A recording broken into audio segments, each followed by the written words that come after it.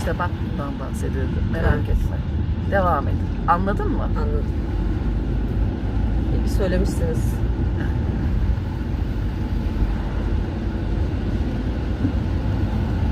Bu işte yanımızdaki şeritte de oluyor. Karşı şeritteyken de olabilir. Aha. Gelebiliyor her an bir yerden. Evet. Yavaş. Hoppa. Orada Kasis vardı. Evet, onu görmedim. görmedim. Evet. Çok sağa yaklaşma.